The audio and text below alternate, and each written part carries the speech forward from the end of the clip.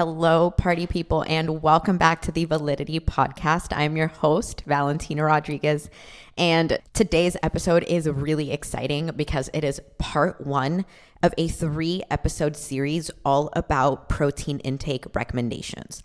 This little 3-episode series was inspired both by lectures that we were given in our sports nutrition class taught by Dr. Campbell, but also by a question I received from a follower in my DMs asking what a general protein intake recommendation is for building muscle mass. And when I got that question, I was like, hold on, I actually have an exact number to give you, exact studies I can point to, and a rationale as to why I'm recommending this. And I want to be clear, there's no consensus as to what a recommendation is. We have the RDA, which is just the recommended daily allowance of protein, and it's really low, but it's not tailored to athletes. It's not tailored to people wanting to build muscle. It's not applicable to people wanting to optimize their body composition. And then we also have recommendations by various institutions such as the ISSN, the NSCA, but there's no consensus amongst those institutions as to what the recommendation is. But we have a lot of research on protein intake. And the reason this is a 3-episode series is because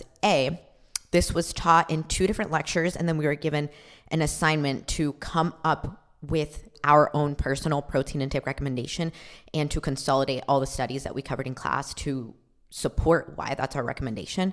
So we were taught it in multiple parts, but also because there's different layers to the research available.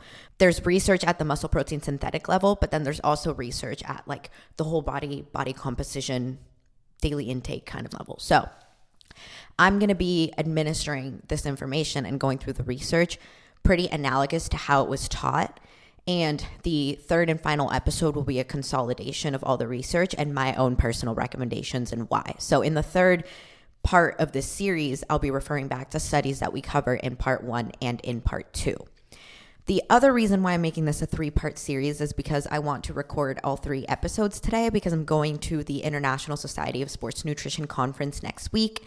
And if my body responds the way it's been responding, then we have a couple more competitions, in several weeks. And I want to make sure that none of those things get in the way of me regularly uploading episodes. So I think it just kind of worked out to have these 3 episodes ready to go for the next 3 weeks, essentially. And they build upon each other. So when it comes to personal updates, nothing different when it comes to updates from the lab. Our performance and physique enhancement lab, we're still taking on subjects for the world's first reverse dieting study.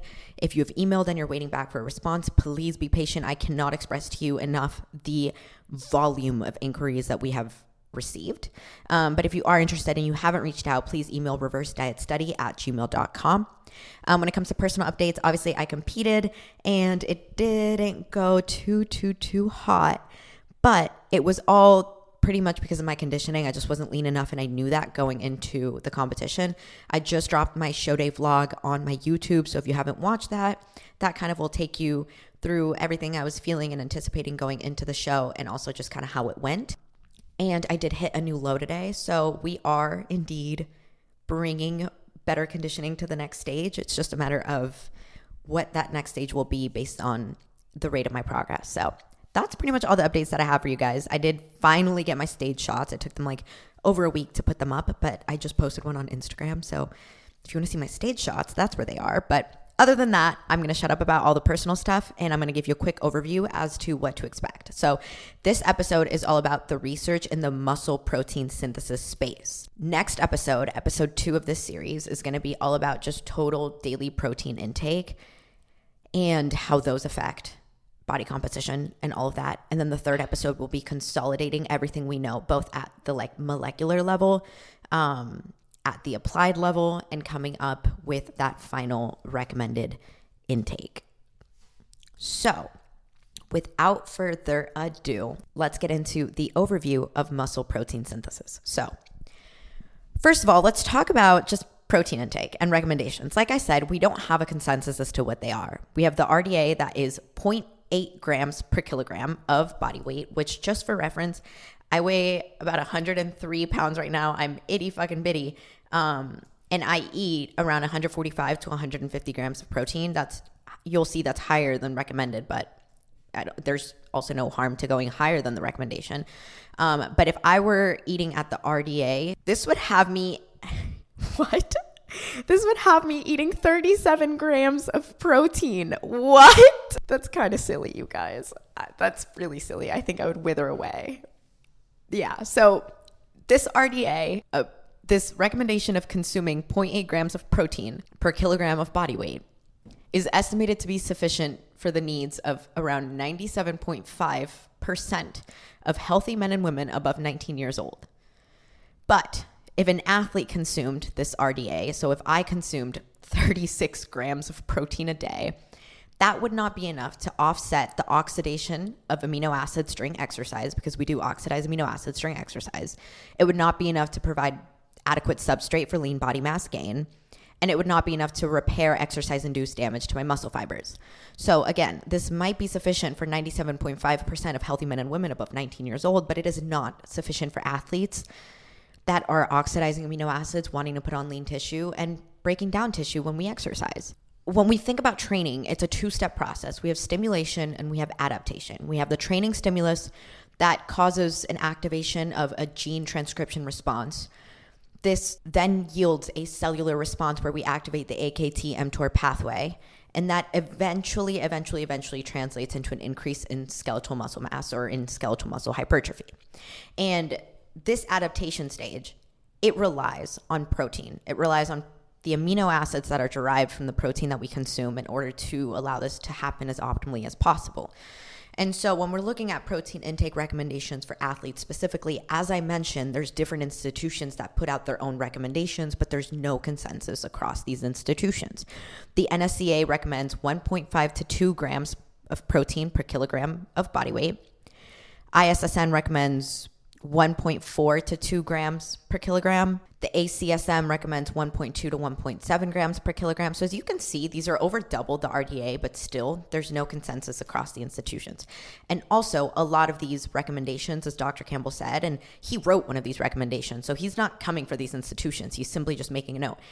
They don't encompass all of the literature available. They kind of rely on the same outdated studies. And this entire episode today, like I said, is going to be about research in muscle protein synthesis. And I've talked about muscle protein synthesis before, but we're going to review it just in case. We have something called our net muscle protein balance.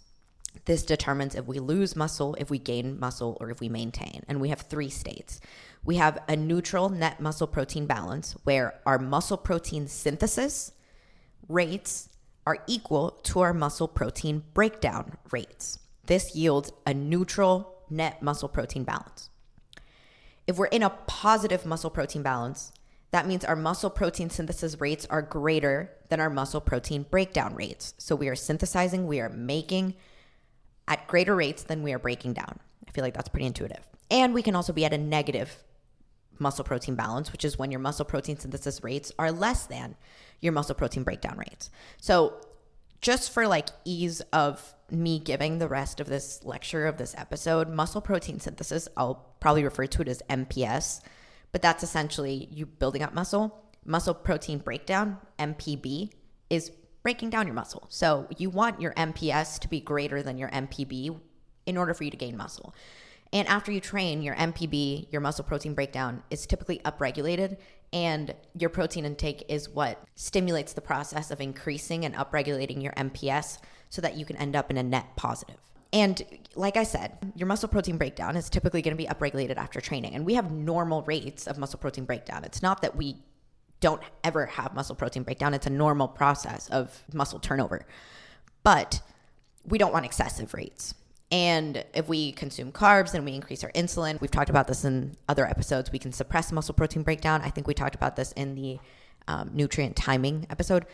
But we have a greater bandwidth for manipulating our muscle protein synthesis rates. So yes, we can manipulate our muscle protein breakdown rates a little bit via insulin and suppress it, but we have a greater bandwidth for manipulating our muscle protein synthesis rates. Essentially, our MPS has a higher capacity to fluctuate, and therefore, our net muscle protein balance is more affected by changes in MPS than it is by changes in MPB.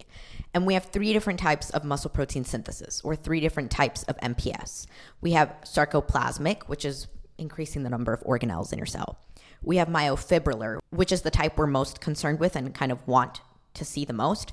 This is actual increase in our contractile proteins relevant to lean body mass gains.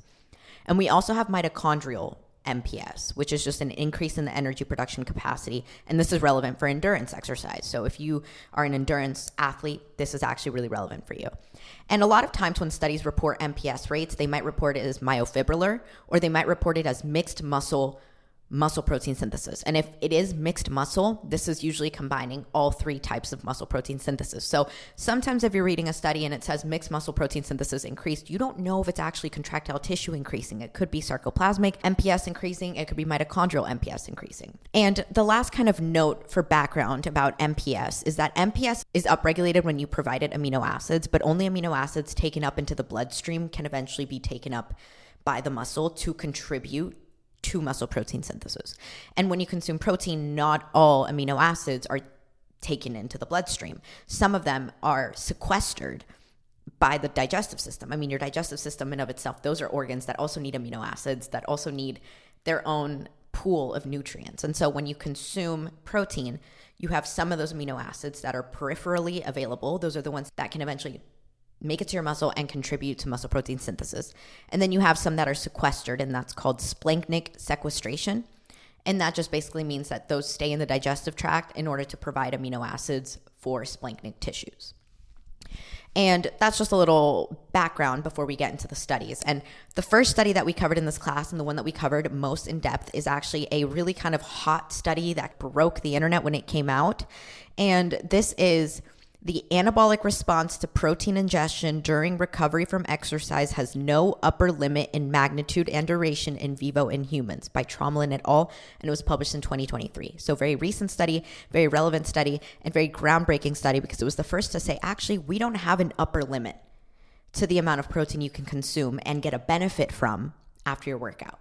So previously, studies had kind of said like, oh, you max out your anabolic capacity at like 20 grams of protein. There's no use in consuming more than X amount of proteins after you work out. You just waste the rest. And this study was saying, actually, there is no upper limit.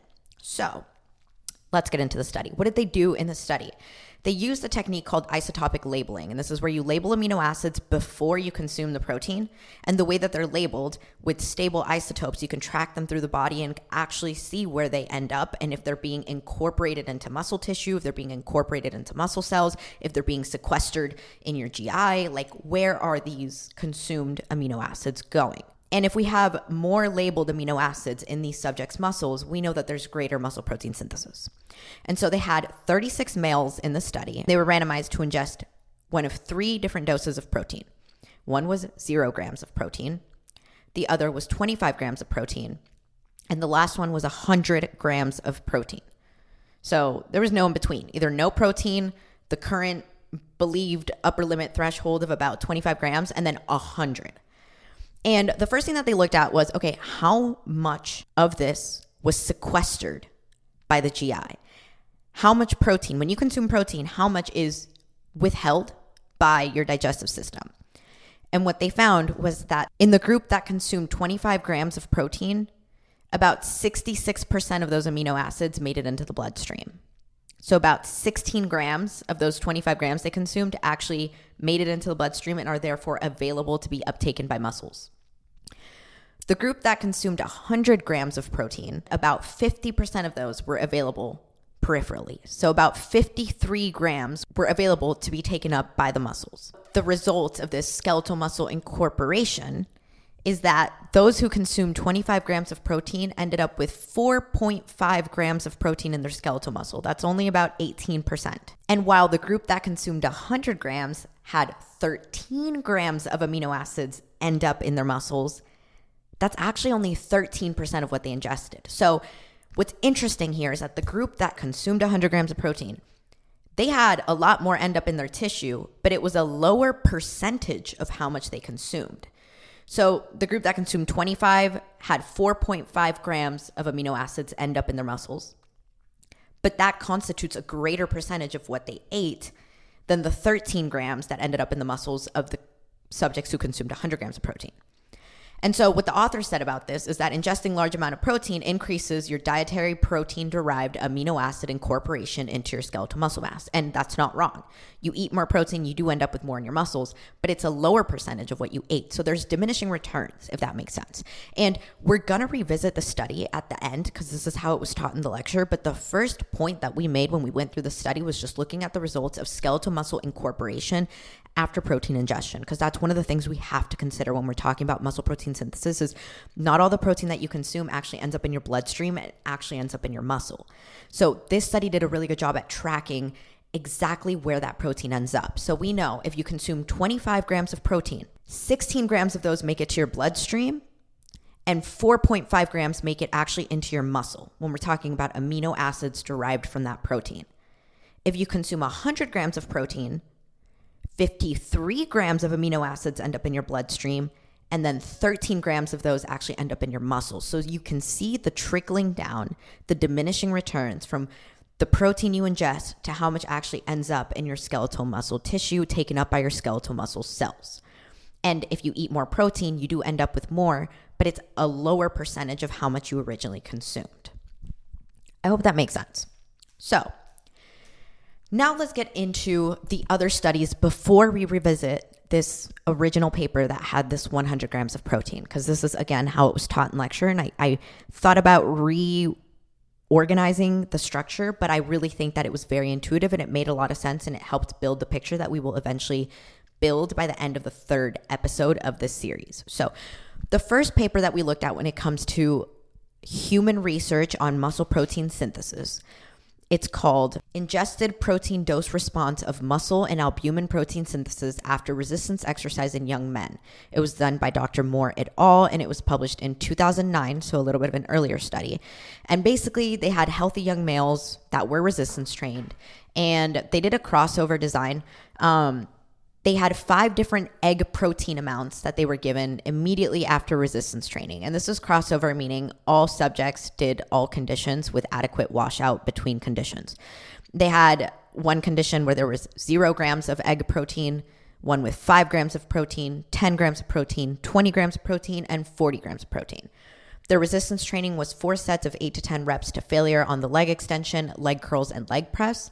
And another thing I forgot to say was that when you're doing muscle protein synthesis research, it requires biopsies because you have to actually look at samples from the tissue. And so this specific study, everything was assessed 4 hours after protein ingestion. And one thing to note is that when you train and you ingest protein, there's usually like a 4 to 12 hour window where muscle protein synthesis rates can increase and stay increased. So when we say it was assessed 4 hours after protein ingestion, that's actually relatively soon. Just one thing to note as we'll compare with the rest of the studies we'll look at. But what they found in this study is that the group that consumed 20 grams of protein post-workout significantly increased their muscle protein synthesis rates greater than the group that consumed 0 grams, 5 grams, and 10 grams of protein. So 20 grams of protein post-workout was superior to 0, 5, and 10 grams. What they also found was that the group that consumed 40 grams of protein, their MPS rates did not increase significantly greater than the 20-gram group. So what this specific research group said in regards to these results was that ingestion of 20 grams of protein post-workout is sufficient to maximally stimulate muscle protein synthesis after resistance training. Because when you went from 20 to 40, there was not a significant difference in muscle protein synthesis rates. However, the group that consumed 40 grams of protein did have greater muscle protein synthesis rates by about 10% more than the group that consumed 20 grams. But it was not statistically significant. So it was greater than, but not statistically significantly greater than. And that's something that I want you guys to keep in mind. The next study that we looked at is called Myofibrillar Muscle Protein Synthesis Rates Subsequent to a Meal in Response to Increasing Doses of Whey Protein at Rest and After Resistance Exercise by Dr. Wittard et al. And this was published in 2014, getting a little bit more recent. This was done on 48 resistance-trained males, and they were randomized to 4 different whey protein amounts immediately after resistance training. They had a group consuming 0 grams of protein, 10 grams of protein, 20 grams of protein, and 40 grams of protein. The resistance training was 4 sets of 8 to 10 reps to failure on the leg press and the leg extension, and everything was assessed, again, 4 hours after protein ingestion. And what they found was that the groups consuming 20 grams of protein and 40 grams of protein after resistance training increased their muscle protein synthesis rates greater than the groups that consumed 0 and 10 grams of protein. However, they reported no statistically significant differences between the groups that consumed 20 grams of protein and 40 grams of protein. So these researchers yet again determined a post-absorptive upper limit of 20 grams of whey protein after resistance training in order to maximize your muscle protein synthesis rates. However, in this study, the group that consumed 40 grams of protein did increase their muscle protein synthesis rates greater than the 20-gram dose group by about 7%. However, it was just not statistically significant. Do we think it would have been statistically significant if they had a greater sample size? Potentially, but it was not, so they did not report a difference, and instead they said that the upper limit is 20 grams of protein. However, it's still there that the 40-gram group did see an increase. It was just not big enough, or the sample size wasn't big enough for that increase to be statistically significant. The next study we looked at was done in 2016. It's called The Response of Muscle Protein Synthesis Following Whole Body Resistance Exercise is Greater Following 40 grams than 20 grams of ingested whey protein by Dr. McNaughton et al. Again, this is more recent, 2016. We're kind of going in chronological order here. They had resistance trained males in the study, and they were given 2 different whey isolate amounts after resistance training. There was a group doing the 20 grams of protein and a group doing the 40 grams of protein. So if you think about the 2009 study and the 2014 study, both of those support the message that 20 to 25 grams of protein maximizes your post-resistance training muscle protein synthetic response. However, both of those studies showed that the 40-gram dose did actually increase your MPS a little bit more than your 20-gram dose. It just wasn't statistically significant. So this current study, this 2016 study, is saying, okay, let's just look at 20 grams versus 40 grams. Can we see a difference between these two? So in this study, the resistance training protocol was 4 sets of 10, last set taken to failure, of chest press, lat pull down, leg curl, leg press, leg extension. So it was a full body training versus the other 2 were just lower body. And they assessed everything 5 hours after protein ingestion, so a little bit later. And like I said, later is sometimes better. What they found in this study was that the group consuming 40 grams of protein post-workout increased their MPS by 20% more than the 20-gram dose group. And this was statistically significant. So what this study, the breakthrough that this study kind of made was 20 grams of protein does not maximally stimulate muscle protein synthesis post-resistance training. And 40 grams of protein after training induces a better muscle protein synthesis response than 20 grams of protein. And this is the first study to kind of show that. The other studies I think had hinted at that, but because it wasn't statistically significant, as a researcher, the statistical significance is what gives you the confidence to speak on something, to have the confidence behind your results. And I mean, I don't fault any of them for sticking to their previous upper limit of 20 to 25 grams because that's what their results showed. But I do think the results hinted at the possibility that with a different study design and maybe isolating the 20 versus the 40, we could see that there was a difference. And that's what this study did. And that's what this study found. So in lecture, we talked a little bit about why these study outcomes were different. And the likely explanations we talked about was that A, the amount of muscle activated during the workouts were different. So in the study that did find that 40 grams was better than 20, they did full body resistance training versus the other 2 were just lower body. And so greater muscle activation usually yields a greater upregulation of muscle protein synthesis. You're working more muscles, so you have more capacity for upregulation of muscle protein synthesis. Also, sample size. The 2016 study that found that 40 grams of protein was better had almost 2 times the sample size of the other 2 studies. There was also a difference in protein type. The 2009 study used egg protein. The 2014 study used non-specific whey protein. And the 2016 study that did find that 40 grams was better used whey isolate, which is typically a higher quality protein. And the last difference between these studies was, like I mentioned, the assessment time period. The first 2 studies looked at everything 4 hours after protein ingestion, and this last study looked at everything 5 hours after protein ingestion, which might have given muscle protein synthesis rates a little bit more time to further increase, and therefore for the differences between the 20 gram and the 40 gram group to actually elucidate a little better. So when we come back to this 100 gram protein paper, that very first one where I said they did 0 grams, 25 grams, and 100 grams of protein. When we first talked about that paper, we just looked at what it told us about amino acid incorporation into skeletal muscle as you increase protein intake.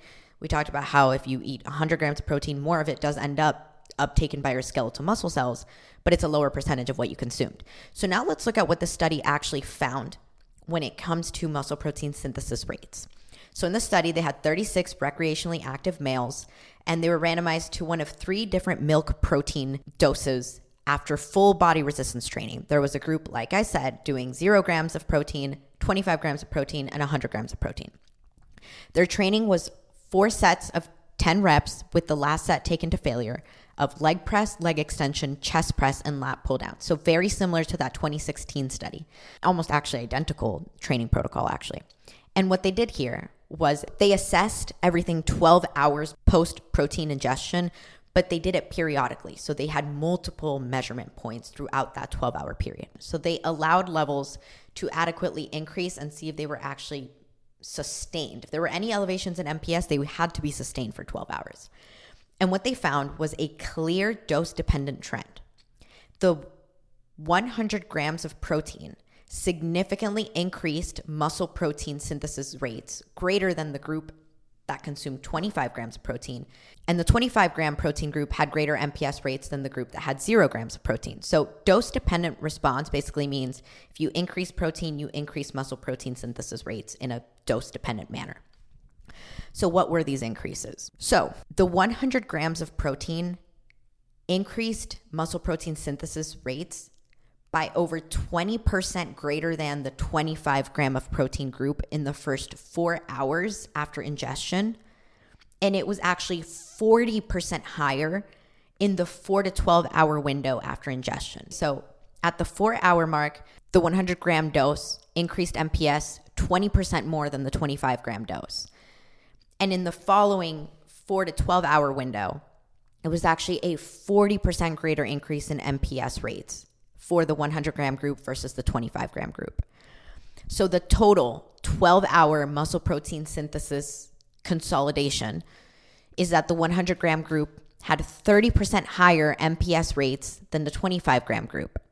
And the 25 gram group had 25% higher MPS rates than the 0 gram group.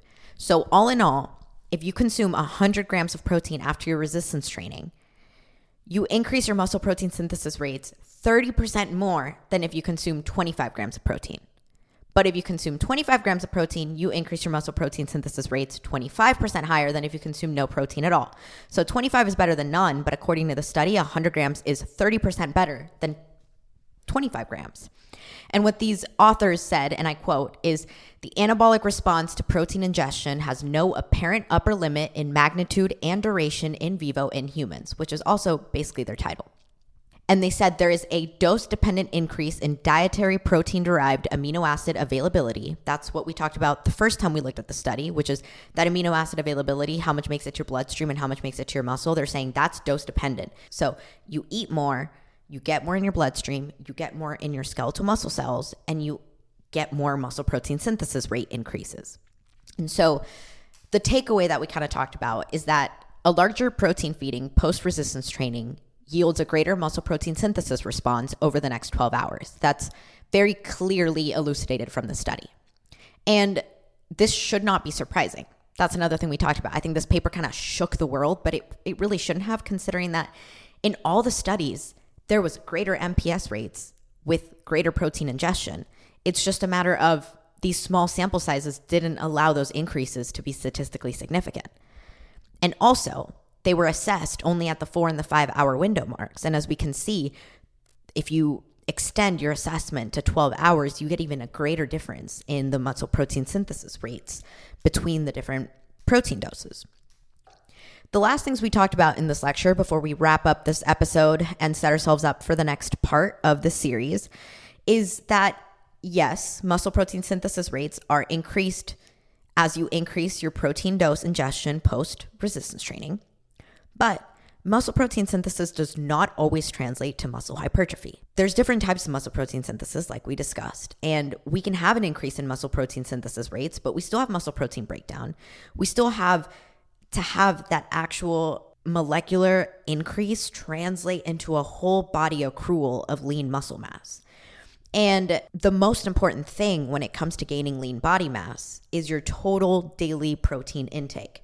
So all these studies focus just on a single acute protein feeding after resistance training and how that affects your muscle protein synthesis rates after resistance training. But the most important thing you need to consider when you want to induce muscular hypertrophy is your total daily protein intake. And that's what the next episode is going to be all about.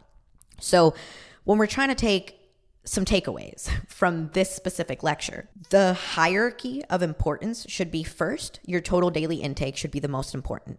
Then focus on how you distribute that total daily intake, and then focus on optimizing the intake around your workout. So we kind of started at the lower priority thing that we should be looking at here, but it's going to set the stage for how everything is going to come together. So first, base your protein intake on your daily needs, and then reverse engineer to determine what your needs are per meal, and specifically what your needs are post-workout. Episode recap: when looking at human research on muscle protein synthesis rates with varying doses of protein ingestion after resistance training, we find that the more protein you consume after resistance training, the more amino acid availability you have in your bloodstream, the more amino acids get uptaken by your skeletal muscle cells, and the greater increases in muscle protein synthesis rates that you get. In a nutshell, more protein, more muscle protein synthesis post-workout. However, there are diminishing returns to this. It's not just indefinitely you can consume more protein and indefinitely increase your MPS. We do know that a lot of studies have claimed a cap at around 20 grams because the increase does have, like I said, diminishing returns. But we now have new research to suggest that more protein can further upregulate your muscle protein synthesis rates. The last thing to recap is that, above all, rather than just focusing on your post-workout protein intake, you have to first step back and focus on your total daily protein intake. So that's what we'll be discussing in the next episode. That's where I'll leave you guys. I hope you guys enjoyed. I hope this made sense. I hope you guys took something from this, and I hope you guys are excited to hear the next 2 episodes because I think everything's going to come together. And as always, thank you guys for listening. If you have any questions, please let me know. DM me, email me. I will try to get back to everybody. If you're interested in the world's first reverse dieting study, email reversedietstudy@gmail.com. If you want more prep updates, then please keep up with the YouTube and the Instagram, as most of my personal updates will be on there. And until then, I will see you in the next episode.